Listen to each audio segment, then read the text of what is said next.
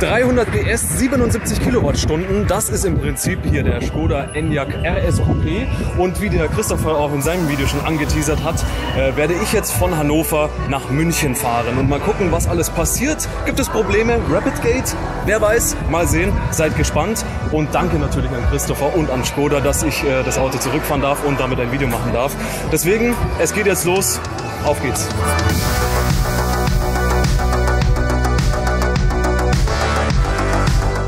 Aber was habe ich eigentlich in Hannover gemacht? Nun ja, dort war das Sexy Cars Event. Das ist das größte Elektroautotreffen auf der Welt und das war eben in der Messe Hannover. Und auf dem Parkplatz, auf dem natürlich nur Elektroautos zugelassen waren, entpuppte sich der Enyaq RS als ein richtiger Zuschauermagnet. Kein Wunder.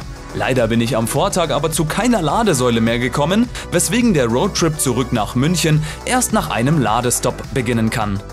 Ja, ich bin relativ leer von Hannover, von der Messe da weggefahren und dementsprechend bin ich auch nicht besonders weit gekommen, denn ich glaube an der Messe Hannover, wo wir jetzt gestartet sind, hatte ich 10% und bin jetzt im Prinzip die 20 Kilometer zur nächsten Ladesäule gefahren. Jetzt weiß ich nur nicht, wo ist hier der Ladeport, rechts oder links? Rechts oder links? Ich glaube rechts. Gehe ich mal sehr stark von aus. Ja, jetzt muss ich ein bisschen blöd rumrangieren, aber mein Gott, nicht so schlimm. So, jetzt aber, jetzt habe ich's. Jetzt stehe ich, glaube ich, richtig. So, wir sind hier an einer Fastnet-Säule. Sehr gespannt jetzt, wie wir laden, weil besonders warm, glaube ich, ist die Batterie jetzt noch nicht. Und ja, den Ladevorgang, den schauen wir uns jetzt erstmal direkt an. Quasi das erste Mal laden, bevor wir so richtig mit Autobahn und so weiter starten. So, also 5% Ladezustand, so haben wir jetzt angefangen. 35 Minuten bis 100%, was echt? Okay. Ladeleistung aktuell, ich hoffe man sieht's. Moment, 134, 142, 150, 158, 162, juhu. Ja, das sehe ich gerne. So, 163,7, 164,3. Also das ist jetzt okay. So, Batterie ist auf 6%. Wir haben 5% angesteckt. Gucken wir mal, wie lange es braucht bis 80%. Ich lade auf jeden Fall nicht bis 100. So, wie man hier sehen kann, also ab circa 35% ist er von 164 kW auf 120 runtergedroppt. Wir beobachten den Vorgang einfach mal. Schaut euch das mal an. Batterie ist noch nicht mal 50% geladen und die Ladeleistung liegt nur noch jetzt, schaut euch das an, es droppt unter 75 kW. Das Auto kann mindestens mit 150 kW laden.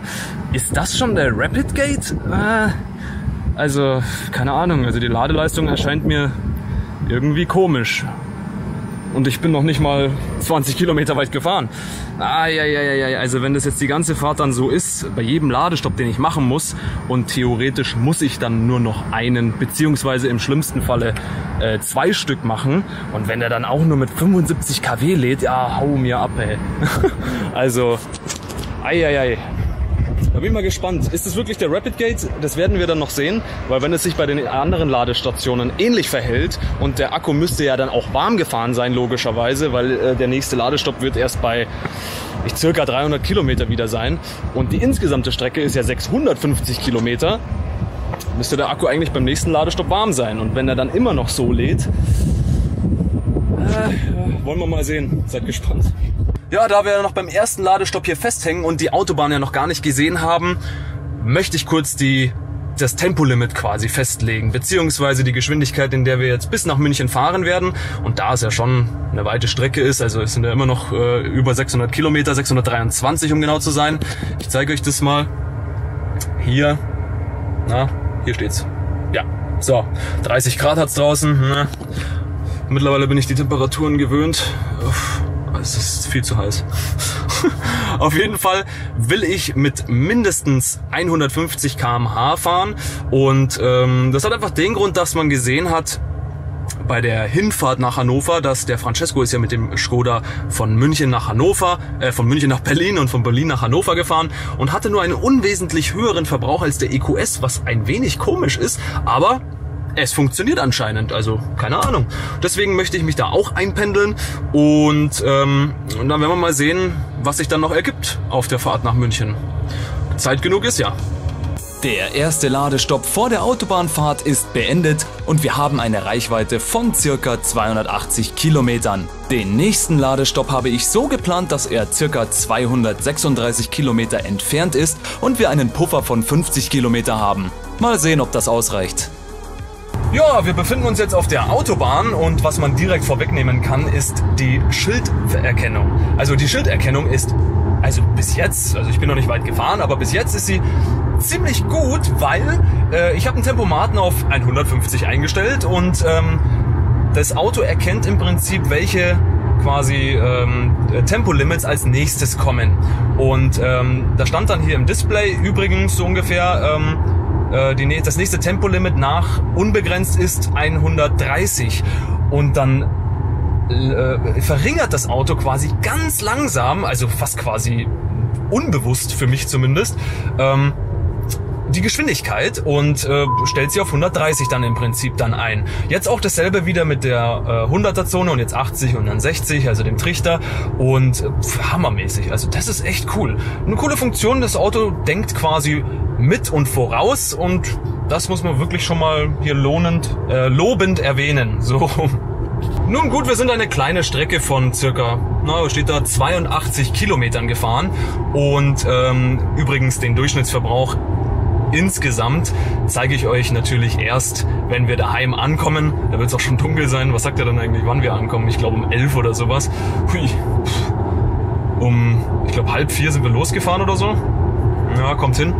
Auf jeden Fall, was ich sagen wollte, ist, dass zum einen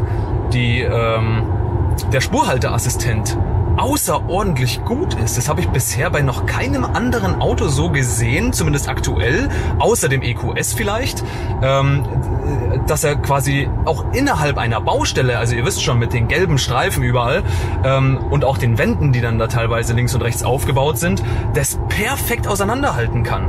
Also bis jetzt habe ich da kein Problem gesehen. Also er führt mich absolut perfekt mit dem Spurhalteassistent durch die Baustelle. Er verwechselt nicht die ehemaligen weißen Streifen, die ja durch die gelben verdeckt sind oder überdeckt sind. Er fährt wirklich nach dieser gelben Spur in der Baustelle. Also das ist mitunter eine der besten Baustellenerkennungen, die ich jemals gesehen habe. Wie gesagt, neben dem EQS. Und also selbst Tesla, glaube ich, habe ich da noch nicht so krass gesehen, muss man schon sagen. Eine Sache, die mir aktuell weniger gefällt, aber es liegt daran, dass wir quasi hier mit dem Update 3.0 herumfahren und nicht mit dem neuen Update 3.1, ist, dass ich nebenbei auf dem Handy hier in der Halterung Google Maps noch anhabe, um über die ENBW-App quasi meine Ladesäulen zu finden. Denn aktuell, also es ist ja noch nicht geupdatet, das liegt aber auch wahrscheinlich daran, dass es ein Pressewagen ist, aktuell ist es so, dass ich eine Route eingebe und er zeigt mir natürlich entlang der Route dann die passenden Ladestationen an, aber aktuell nur Ionity. Mit dem 3.1-System kann man natürlich dann wieder switchen zwischen den Anbietern und so weiter. Also welche Ladestation man denn jetzt genau anfahren will. Das geht jetzt hier nicht. Also er zeigt mir, wie gesagt, wirklich nur Ionity an und irgendwas anderes Komisches, was aber nicht auf mich fällt, was ich nicht gebrauchen kann. Und deswegen habe ich über die ENBW-App, wie gesagt, mir die Ladesäule quasi vorher, während ich gerade hier am Laden war, rausgesucht und habe mir die Route mit Google Maps dahin gemacht. Jetzt habe ich hier quasi zweimal Navi an. Bisschen nervig jetzt aktuell, aber wie gesagt, das liegt wahrscheinlich daran, dass es ein Pressewagen ist und das halt noch nicht geupdatet wurde. So schlimm ist es jetzt nicht, aber wenn es im 3.1 drin ist, umso besser.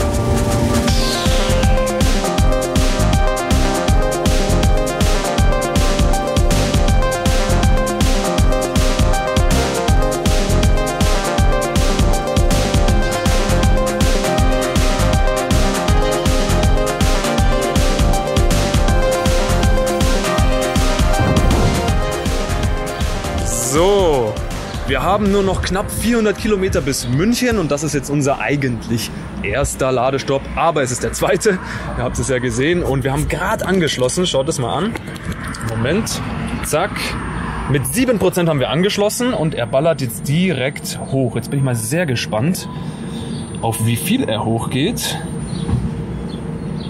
Ja, 132, 140, 150.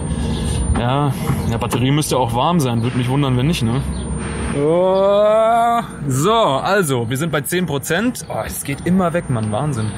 Und laden mit über 170 kW, also 173,5, ne? Variiert natürlich. Ich bin nur sehr gespannt, wie lange er diese Prozentzahl hält. Also, mal gucken. Also er hat echt gut durchgeballert, er hat echt lange die über 170 kW gehalten, aber ab circa 35 schon fast, bis 50 jetzt, wie man sieht, ist die Ladeleistung bei 87% und fallend. Na, mal gucken. Aber ich habe mir gerade was Leckeres vom Maggi geholt. Hier 20 Chicken McNuggets und die hau ich mir jetzt gleichzeitig quer in die Gosche.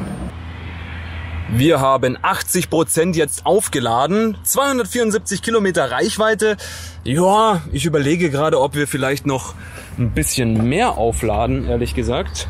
Aber ich denke, bis zur nächsten Ladestation, und es wird dann auch die letzte sein, sollte es eigentlich, hoppala, ich bin vorbeigelaufen, sollte es eigentlich reichen. Ja, schau mal an. 59,32 Kilowattstunden geladen in 37 Minuten. Das bedeutet von 7 auf 80%, 37 Minuten.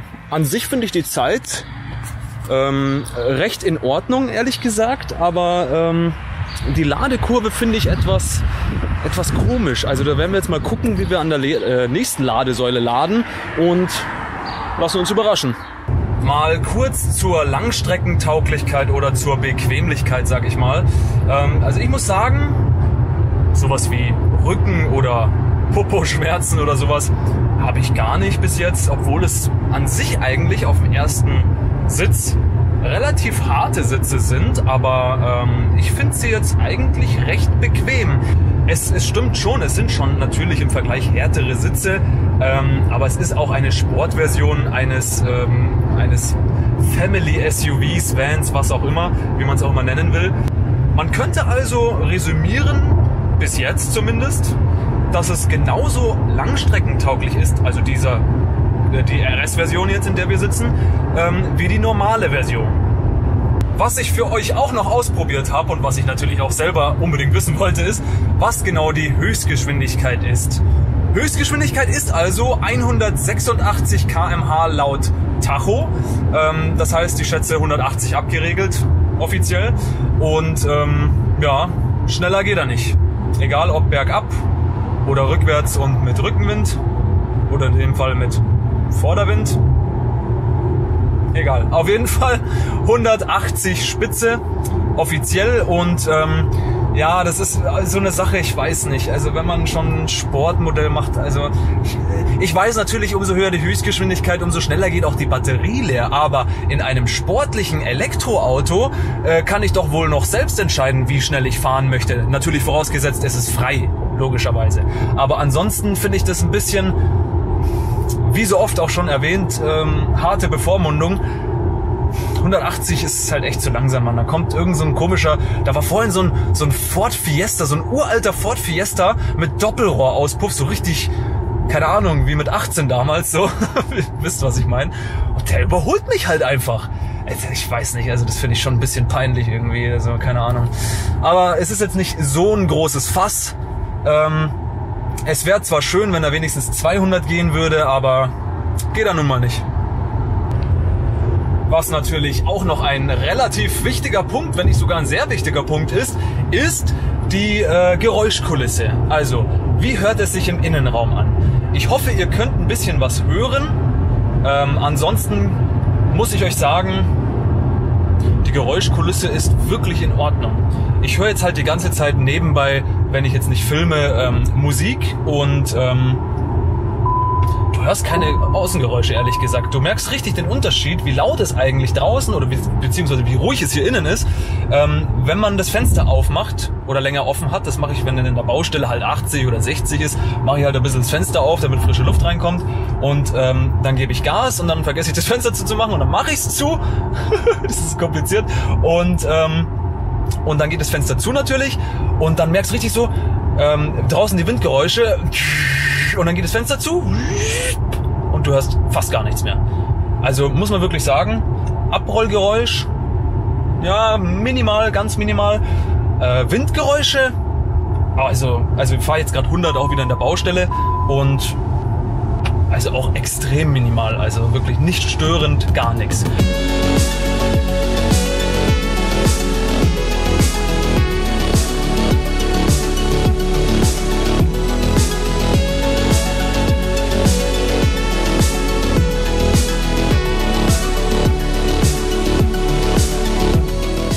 Wir sind bei unserem letzten Ladestopp und da gucken wir auch gleich wieder aufs Display, nachdem ich das hier mit einer Hand eingestöpselt habe.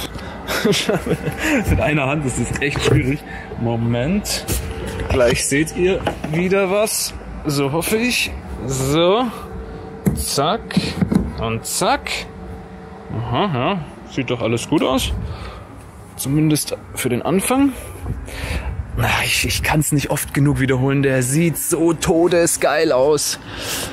Die Farbe ist Geschmackssache, meins wäre es, wie gesagt, persönlich jetzt auch nicht, aber trotzdem, Hingucker, muss man einfach so sagen. So, okay, Ladung wird vorbereitet. Hier ist Strobo-Action. So, na gut, 345 Volt Spannung. Ladeleistung geht hoch. Dass die Batterie kalt ist, kann mir kein Mensch auf diesem Planeten sagen. Ich habe über 80 Kilometer Reichweite noch gehabt. Kamera dreht sich nicht. Und ich lade jetzt deswegen eben, damit ich das Auto jetzt im Prinzip, weil ich komme jetzt, wenn ich hier jetzt bis 80% oder vielleicht sogar noch ein bisschen mehr, mal gucken, auflade, dann komme ich locker easy bis nach Hause und habe noch Ladung quasi für morgen. Ne? Und ich weiß nicht, ich glaube, das machen viele andere auch so. Sagt mir gerne in den Kommentaren, wenn ihr das auch so macht. Wenn ihr ein bisschen mehr ladet, damit ihr am nächsten Tag noch was habt, wenn ihr nach Hause fahrt. Und wir sind jetzt, Moment mal. Schaut euch das mal an. Was soll das denn? Was zum Teufel soll das denn, Mann? 45 kW? Was? Warte, Moment. Da gucken wir doch direkt mal kurz ins Auto, was der sagt, wie lange er braucht.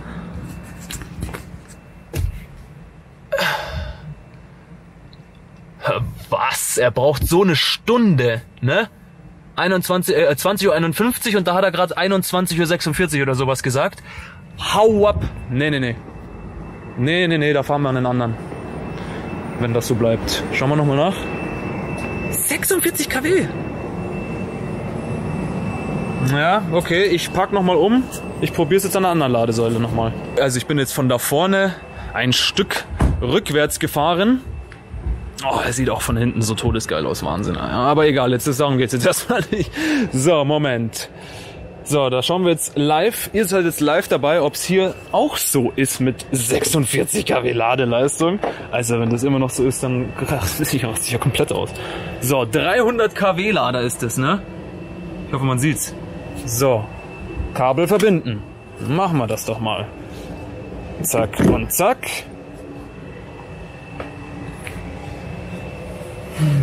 Ich führe euch mal näher heran. Aha.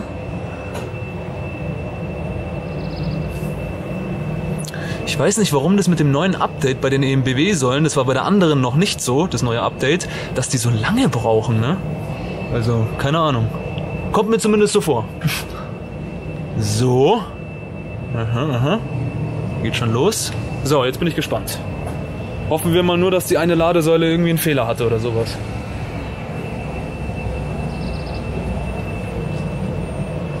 Ja, das schaut schon um einiges besser aus. Also, na gut. Es ging ja das rum, dass der Skoda Enyaq im Prinzip diesen Rapid Gate hat. Das heißt, wenn die Batterie, ich glaube, zu heiß ist, wenn ich mich recht erinnere, dann bricht die Ladeleistung ein. Also wenn der jetzt nicht heiß ist, dann weiß ich es auch nicht. Ich habe den mit mindestens 150 km/h gefahren und nicht nur mit mindestens, sondern eigentlich die ganze Zeit mit 150 km/h. Eigentlich nicht schneller. Außer vielleicht für einen Überholvorgang, der 2 Sekunden dauert, aber das ist ja normal. Und jetzt gucken wir mal. Das Geile ist an diesen ENBW-Ladesäulen ist, dass ich nicht mal in 10er Schritten mitfilmen muss, sondern ich lade einfach fertig. Das werde ich jetzt auch übrigens tun. Und am Ende des Ladevorgangs sieht man eine Ladekurve. Und daran kann man dann sehen, wo genau er eingebrochen ist, wenn er denn einbricht. Aber wir schauen uns jetzt noch mal kurz an, was er jetzt beim Reinstecken reinballert. 132 kW, das ist doch richtig komisch. Also ich weiß nicht. Also der schafft über 170 kW Ladeleistung. Also warum lädt er die nicht? Also sowas ist unverständlich, finde ich. Also wir sind bei 80% angelangt und ich werde, glaube ich, nicht weiterladen, beziehungsweise es hat eh schon aufgehört, weil im Auto war eingestellt, dass es ab 80% von alleine aufhört. Das habe ich nicht gesehen, sonst hätte ich weitergeladen. Aber durchschnittliche Ladeleistung 89,1 kW, 45,18 Kilowattstunden in 30 Minuten nachgeladen. Und hier sehen wir das schon an der Kurve. Ne? Hier ging es ja hoch. Ich glaube bis circa, was war das? 130, 140, sowas kW, 150 vielleicht. Und dann geht es relativ kontinuierlich nach unten. Also da gibt es eigentlich keinen Drop oder sowas. Also sieht eigentlich ganz gut aus. Ja, jetzt kommt noch die letzte Etappe nach München. Und hier ist heftig Strobo-Party da. Ich glaube, da sind die Lichter kaputt oder so. Aber auf jeden Fall geht es jetzt nach Hause. Und wenn wir zu Hause angelangt sind, gibt es dann den Endverbrauch. Nicht zu vergessen. Also beim ersten Ladestopp auf der Autobahn hat der Škoda Enyaq Coupé RS ziemlich genau 37 Minuten von ca. 7 auf 80% gebraucht. Beim zweiten Ladestopp habe ich bei 22% angesteckt und da hat er 30 Minuten bis 80% geladen. Dass er da die volle Ladeleistung von über 170 kW nicht erreicht hat, liegt wahrscheinlich an den 22%, mit dem ich das Auto auch angesteckt hatte. Da will ich jetzt gar nicht groß rummeckern. Alles in allem fand ich die Ladeleistung und die Dauer vollkommen in Ordnung und der Škoda Enyaq Coupé RS stellt sich im Endeffekt als ein durchaus taugliches Langstreckenfahrzeug heraus. So, wir sind also da. Und wir schauen, jetzt ist es leider nur ein bisschen dunkel, aber logisch, es ist ja auch nachts mittlerweile, es ist jetzt 23:17 Uhr. Navi hat ganz am Anfang 23:30 Uhr gesagt, inklusive der ganzen Ladestopps, aber ich habe ja andere Ladestopps gewählt, als das Navi mir gesagt hat, weswegen die Zeit sich wahrscheinlich jetzt auch deswegen verkürzt hat. Und ich muss jetzt hier nochmal kurz einparken. Ja, schau dich das mal gleichzeitig an. Ich hoffe, man kann es einigermaßen sehen. Die Rückfahrkamera sieht wirklich okay aus. Also man kann alles erkennen. Oh, bin ich vielleicht sogar zu nah dran? Nee. Sieht doch ganz gut aus, oder? Ja, so bleiben wir auch hier stehen. So. Jetzt kommen wir aber zu dem, auf das alle warten, nämlich der Durchschnittsverbrauch. Wie lange haben wir gebraucht? Und das schauen wir uns jetzt sofort an. Und zwar, wo ist es denn? Zack. Da ist es. Also, ihr seht, Navi hat auch 650 Kilometer angesagt. Ich weiß jetzt nicht, warum wir hier 5 Kilometer gespart haben. Keine Ahnung. Insgesamt haben wir 7 Stunden 44 gebraucht. Boah, 8 Stunden. Hey, mein Arsch tut weh. Ohne Spaß. Aber das ist normal nach so einer langen Fahrt. Das ist, glaube ich, vollkommen wurscht, mit was für einem Auto man da dann fährt. Durchschnittsgeschwindigkeit war jetzt 84. Es waren sehr viele Baustellen da, muss man dazu sagen. 23,3 Kilowattstunden auf 100 Kilometer bei einer Fahrtgeschwindigkeit von 150 km/h Tempomat. Wie gesagt, viele Baustellen und bergauf. Ne? Hannover, München, fährt man nach oben, logisch. 23,3 Kilowattstunden, ich finde, der Wert ist eigentlich echt gut dafür. Also in Anbetracht dessen, dass das Auto echt viel wiegt.